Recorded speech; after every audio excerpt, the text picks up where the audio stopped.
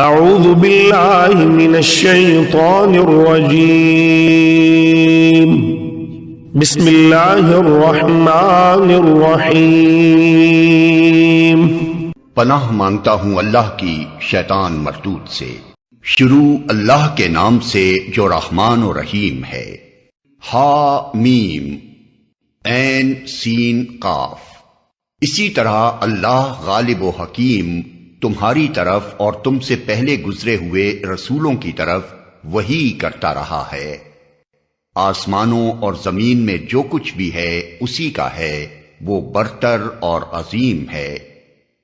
قریب ہے کہ آسمان اوپر سے پھٹ پڑیں، فرشتے اپنے رب کی حمد کے ساتھ اس کی تسبیح کر رہے ہیں، اور زمین والوں کے حق میں درگزر کی درخواستیں کیے جاتے ہیں۔ آگاہ رہو، حقیقت میں اللہ غفور و رحیم ہی ہے۔ جن لوگوں نے اس کو چھوڑ کر اپنے کچھ دوسرے سرپرست بنا رکھے ہیں، اللہ ہی ان پر نگراں ہے، تم ان کے حوالہ دار نہیں ہو۔ ہاں اسی طرح اے نبی، یہ قرآن عربی ہم نے تمہاری طرف وحی کیا ہے تاکہ تم بستیوں کے مرکز شہر مکہ اور اس کے گرد و پیش رہنے والوں کو خبردار کر دو، اور جمع ہونے کے دن سے ڈرا دو جس کے آنے میں کوئی شک نہیں۔ ایک گروہ کو جنت میں جانا ہے اور دوسرے گروہ کو دوزخ میں۔ اگر اللہ چاہتا تو ان سب کو ایک ہی امت بنا دیتا، مگر وہ جسے چاہتا ہے اپنی رحمت میں داخل کرتا ہے، اور ظالموں کا نہ کوئی ولی ہے نہ مددگار۔ کیا یہ ایسے نادان ہیں کہ انہوں نے اسے چھوڑ کر دوسرے ولی بنا رکھے ہیں؟ ولی تو اللہ ہی ہے، وہی مردوں کو زندہ کرتا ہے اور وہ ہر چیز پر قادر ہے۔ تمہارے درمیان جس معاملے میں بھی اختلاف ہو اس کا فیصلہ کرنا اللہ کا کام ہے۔ وہی اللہ میرا رب ہے، اسی پر میں نے بھروسہ کیا اور اسی کی طرف میں رجوع کرتا ہوں۔ آسمانوں اور زمین کا بنانے والا، جس نے تمہاری اپنی جنس سے تمہارے لیے جوڑے پیدا کیے، اور اسی طرح جانوروں میں بھی انہی کے ہم جنس جوڑے بنائے، اور اس طریقے سے وہ تمہاری نسلیں پھیلاتا ہے۔ کائنات کی کوئی چیز اس کے مشابہ نہیں، وہ سب کچھ سننے اور دیکھنے والا ہے۔ آسمانوں اور زمین کے خزانوں کی کنجیاں اسی کے پاس ہیں، جسے چاہتا ہے کھلا رزق دیتا ہے اور جسے چاہتا ہے نپا تلا دیتا ہے۔ اس نے تمہارے لیے دین کا وہی طریقہ مقرر کیا ہے جس کا حکم اس نے نوح کو دیا تھا، اور جسے اے محمد اب تمہاری طرف ہم نے وحی کے ذریعے سے بھیجا ہے، اور جس کی ہدایت ہم ابراہیم اور موسیٰ اور عیسیٰ کو دے چکے ہیں، اس تاکید کے ساتھ کہ قائم کرو اس دین کو اور اس میں متفرق نہ ہو جاؤ۔ یہی بات ان مشرکین کو سخت ناگوار ہوئی ہے جس کی طرف اے محمد تم انہیں دعوت دے رہے ہو۔ اللہ جسے چاہتا ہے اپنا کر لیتا ہے، اور وہ اپنی طرف آنے کا راستہ اسی کو دکھاتا ہے جو اس کی طرف رجوع کرے۔ لوگوں میں جو تفرقہ رونما ہوا وہ اس کے بعد ہوا کہ ان کے پاس علم آ چکا تھا، اور اس بنا پر ہوا کہ وہ آپس میں ایک دوسرے پر زیادتی کرنا چاہتے تھے۔ اگر تیرا رب پہلے ہی یہ نہ فرما چکا ہوتا کہ ایک وقت مقرر تک فیصلہ ملتوی رکھا جائے گا تو ان کا قضیہ چکا دیا گیا ہوتا۔ اور حقیقت یہ ہے کہ اگلوں کے بعد جو لوگ کتاب کے وارث بنائے گئے وہ اس کی طرف سے بڑے اضطراب انگیز شک میں پڑے ہوئے ہیں۔ چونکہ یہ حالت پیدا ہو چکی ہے، اس لیے اے محمد اب تم اسی دین کی طرف دعوت دو، اور جس طرح تمہیں حکم دیا گیا ہے اس پر مضبوطی کے ساتھ قائم ہو جاؤ، اور ان لوگوں کی خواہشات کا اتباع نہ کرو، اور ان سے کہہ دو کہ اللہ نے جو کتاب بھی نازل کی ہے میں اس پر ایمان لایا، مجھے حکم دیا گیا ہے کہ میں تمہارے درمیان انصاف کروں۔ اللہ ہی ہمارا رب بھی ہے اور تمہارا رب بھی، ہمارے اعمال ہمارے لیے ہیں اور تمہارے اعمال تمہارے لیے، ہمارے اور تمہارے درمیان کوئی جھگڑا نہیں۔ اللہ ایک روز ہم سب کو جمع کرے گا اور اسی کی طرف سب کو جانا ہے۔ اللہ کی دعوت پر لبیک کہے جانے کے بعد جو لوگ لبیک کہنے والوں سے اللہ کے دین کے معاملے میں جھگڑے کرتے ہیں، ان کی حجت بازی ان کے رب کے نزدیک باطل ہے اور ان پر اس کا غضب ہے اور ان کے لیے سخت عذاب ہے۔ وہ اللہ ہی ہے جس نے حق کے ساتھ یہ کتاب اور میزان نازل کی ہے، اور تمہیں کیا خبر شاید کہ فیصلے کی گھڑی قریب ہی آ لگی ہو۔ جو لوگ اس کے آنے پر ایمان نہیں رکھتے وہ تو اس کے لیے جلدی مچاتے ہیں، مگر جو اس پر ایمان رکھتے ہیں وہ اس سے ڈرتے ہیں اور جانتے ہیں کہ یقیناً وہ آنے والی ہے۔ خوب سن لو، جو لوگ اس گھڑی کے آنے میں شک ڈالنے والی بحثیں کرتے ہیں وہ گمراہی میں بہت دور نکل گئے ہیں۔ اللہ اپنے بندوں پر بہت مہربان ہے، جسے جو کچھ چاہتا ہے دیتا ہے، اور وہ بڑی قوت والا اور زبردست ہے۔ جو کوئی آخرت کی کھیتی چاہتا ہے اس کی کھیتی کو ہم بڑھاتے ہیں، اور جو دنیا کی کھیتی چاہتا ہے اسے دنیا ہی میں سے دیتے ہیں، مگر آخرت میں اس کا کوئی حصہ نہیں ہے۔ کیا یہ لوگ کچھ ایسے شریک خدا رکھتے ہیں جنہوں نے ان کے لیے دین کی نوعیت رکھنے والا ایک ایسا طریقہ مقرر کر دیا ہے جس کا اللہ نے اذن نہیں دیا؟ اگر فیصلے کی بات پہلے طے نہ ہو گئی ہوتی تو ان کا قضیہ چکا دیا گیا ہوتا۔ یقیناً ان ظالموں کے لیے دردناک عذاب ہے۔ تم دیکھو گے کہ یہ ظالم اس وقت اپنے کیے کے انجام سے ڈر رہے ہوں گے اور وہ ان پر آ کر رہے گا، بخلاف اس کے جو لوگ ایمان لے آئے ہیں اور جنہوں نے نیک عمل کیے ہیں وہ جنت کے گلستانوں میں ہوں گے، جو کچھ بھی وہ چاہیں گے اپنے رب کے ہاں پائیں گے، یہی بڑا فضل ہے۔ یہ ہے وہ چیز جس کی خوشخبری اللہ اپنے ان بندوں کو دیتا ہے جنہوں نے مان لیا اور نیک عمل کیے۔ اے نبی، ان لوگوں سے کہہ دو کہ میں اس کام پر تم سے کسی اجر کا طالب نہیں ہوں، البتہ قرابت کی محبت ضرور چاہتا ہوں۔ جو کوئی بھلائی کمائے گا ہم اس کے لیے اس بھلائی میں خوبی کا اضافہ کر دیں گے، بے شک اللہ بڑا درگزر کرنے والا اور قدردان ہے۔ کیا یہ لوگ کہتے ہیں کہ اس شخص نے اللہ پر جھوٹا بہتان گھڑ لیا ہے؟